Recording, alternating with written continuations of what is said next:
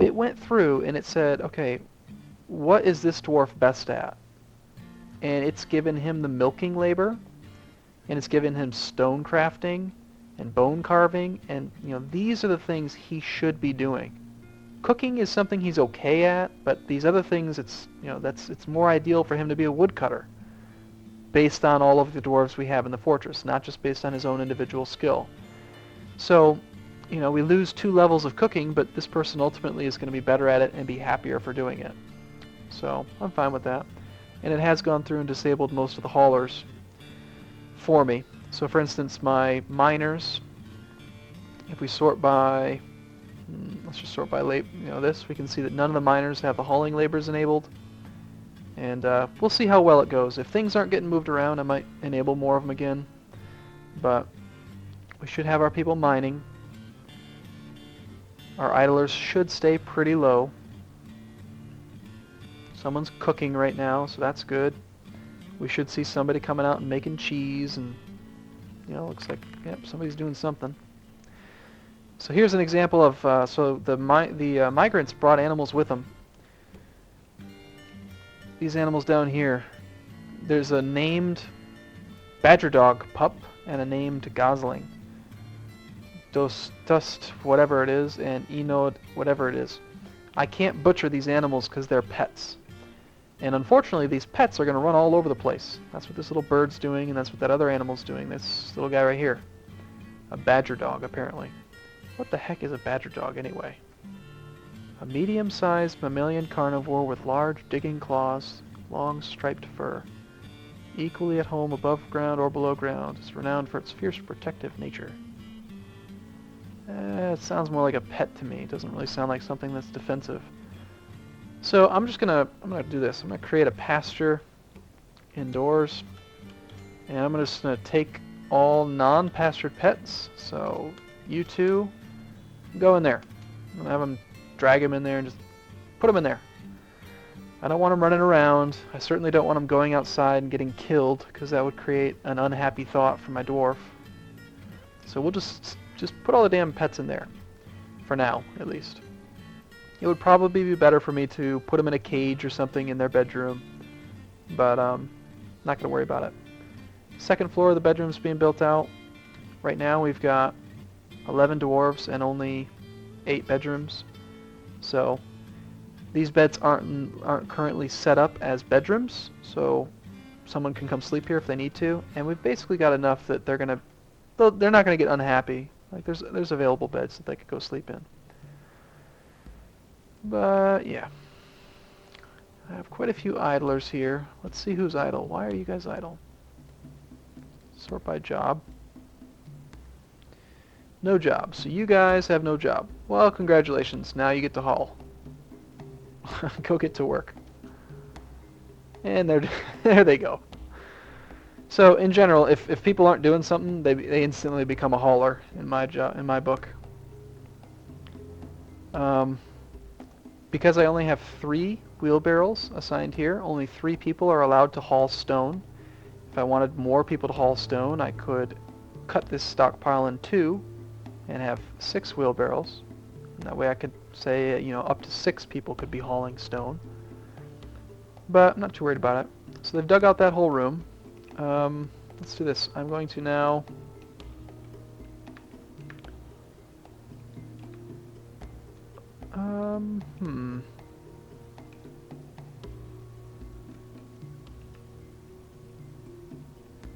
Okay, so I'm going to want to have the magma construction and all that pretty close to the fort entrance. Well, not too close, I guess. Where do we want to put it?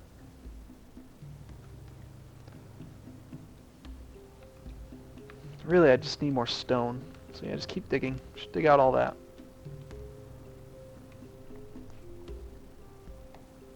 We'll worry about the logistics of it a little bit later. So how are we doing on food and stuff? We've got 30 drinks. We have no real drink. That is going to become a concern. I didn't bring any booze belly goats, and struck some weak warp stone. That'll be interesting. Let's see what happens with that. I honestly don't even know what warp stone does. Apparently it makes you sick. That's awesome. Let's look at wounds. He's nauseous, he's got fever, and he's very drowsy. Yeah, I didn't. Warp stone wasn't enabled in the most previous version, so apparently it makes you sick. So don't dig that anymore. And I guess I think I read somewhere it can teleport you or something. But yeah, oops. So we'll have to experiment with that a little bit more. They'll probably be fine. Or they might die. I don't know. We'll see. Alright, so we got a little bit more space. Let's go ahead and start building a few defensive-y type stuff. At the carpenter's workshop, I'm going to add cages. I want to make some cages. Actually, I'm going to do it through the manager's interface. I want to know exactly how many. So I want you to make, say, 9 cages. Why did I type stone? Cage. Wood. So make some wooden cages. Make 9 of them, please. And no real animals to butcher yet. I am a little bit concerned about those drinks. Now would be a good time to start gathering some plants. So I'm going to designate plant gathering. At the very beginning, you don't really need to do it because you should have brought some alcohol. But go ahead, gather those plants, and let's also cut down some trees. And we will put a wood stockpile outdoors right around that carpenter's workshop. And because this area indoors I undesignated as a wood stockpile, they are actually going to drag this wood back outside now. That's okay. I'm not really too worried about that.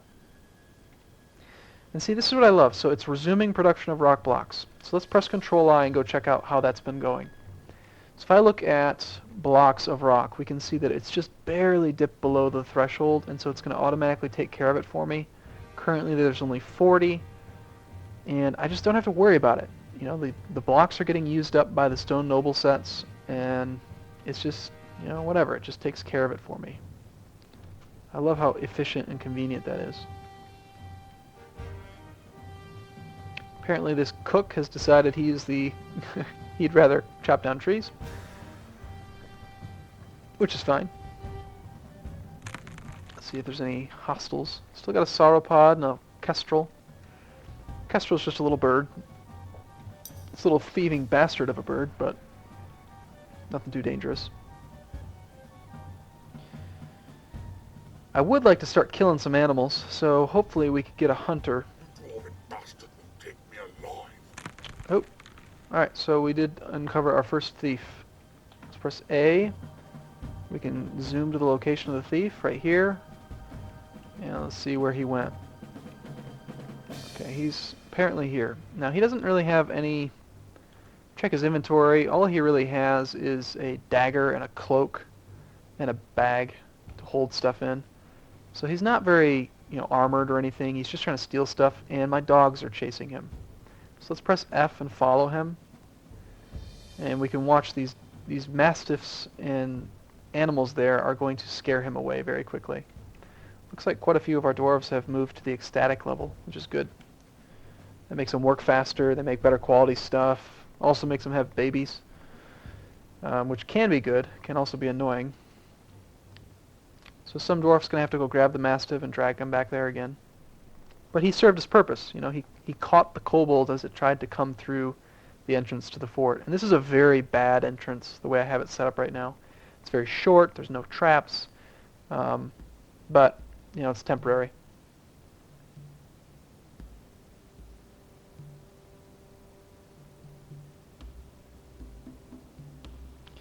Before I forget, let's make sure we build a trade depot, just in case we get all the way to the final season and I haven't built it yet.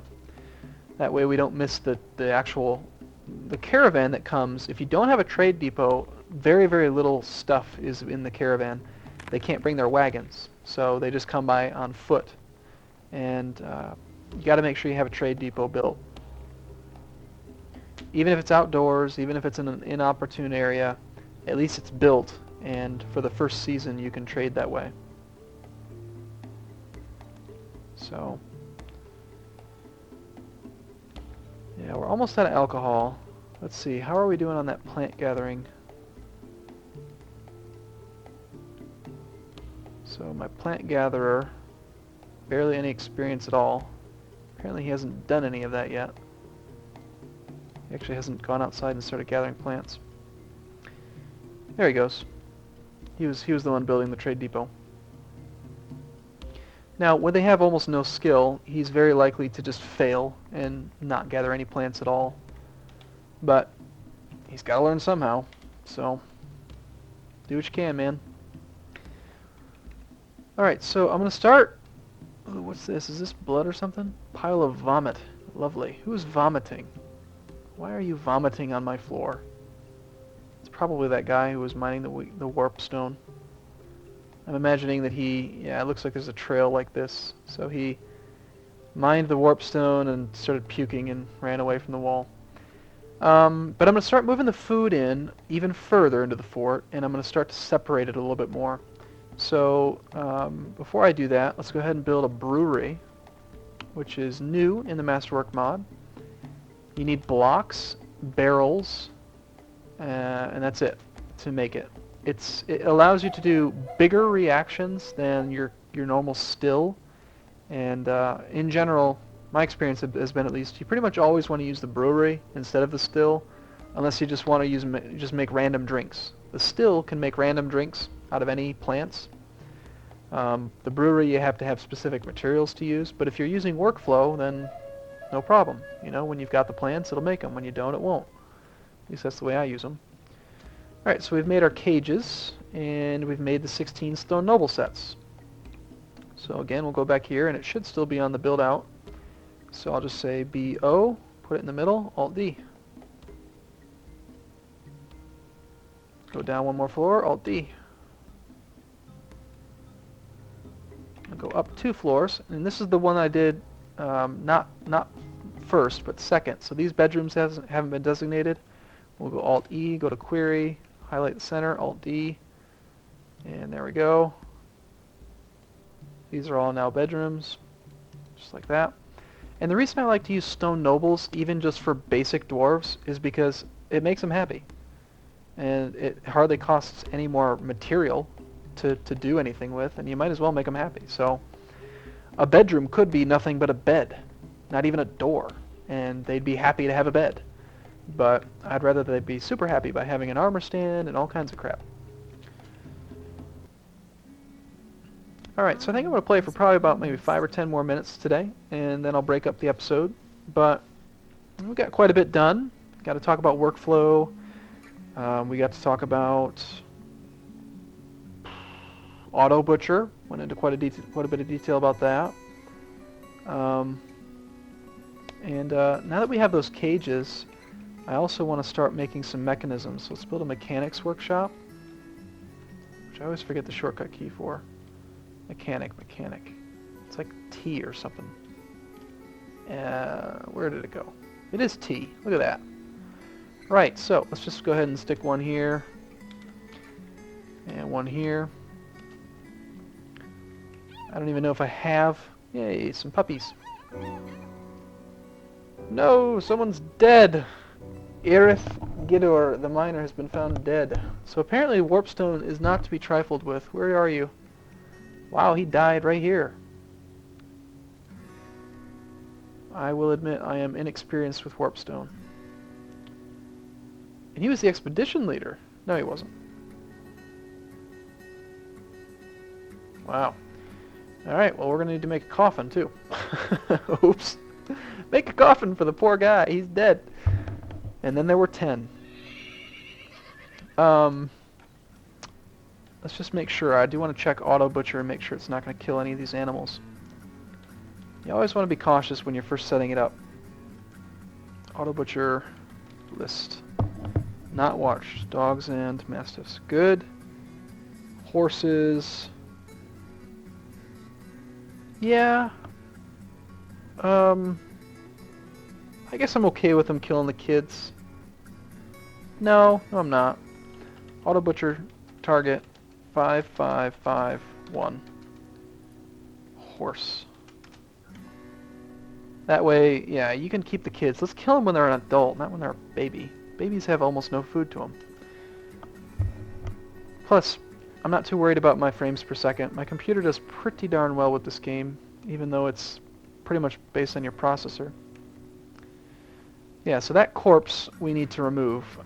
Let's add to the refuse stockpile outside corpses. And the difference between refuse and corpses, you'll notice corpses is in the refuse subcategory. So refuse corpses is going to be corpses of other animals. Corpses is your dwarves.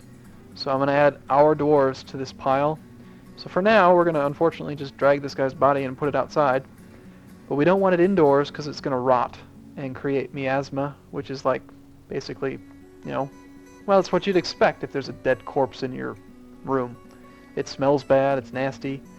There we go, he's dragging his body outside. That's not going to make him happy. But they're all pretty darn ecstatic.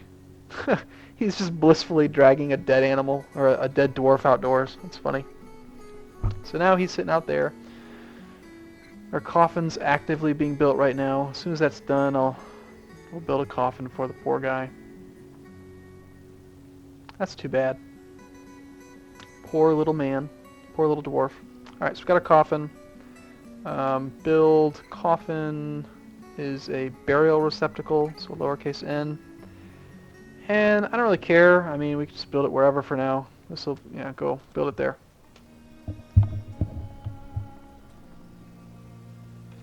Oh, right, so my mechanics workshops, let's add a task. I want to make some rock mechanisms. I'm going to put that on repeat, Control W, let's add it to workflow, add a limit. And I want to make rock mechanisms, and I want to have, let's change the range from 5 to 10 to 5 to 20. And then we'll scroll down here, add rock mechanisms, and put it on repeat, so that a mechanic will start making mechanisms. We need mechanisms to use those wooden cages that I've just built. So he just built the coffin. I'm going to change it to use for burial, allow citizens. And so now someone should actually, unfortunately, drag that all the way back inside and put him in the coffin. Actually, it's already been designated as the resting place for Aerith Gidur, the miner. So someone's going to drag his corpses and stuff to his resting place. If you don't do that, you can get a haunted fortress where his spirit will wander the halls and, you know, torment your dwarves. Look at all these little doggies. They just don't look like dogs to me, personally. They look like little bats or something. I mean, I can kind of see it, but... Right, so we've got some idlers. Looks like they're done digging. Let's avoid the warp stone like the plague now.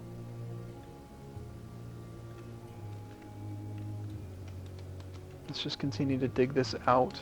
I just need more stone and space that's indoors. And, yeah, now we're almost totally out of drinks, so we definitely need to start using the brewery.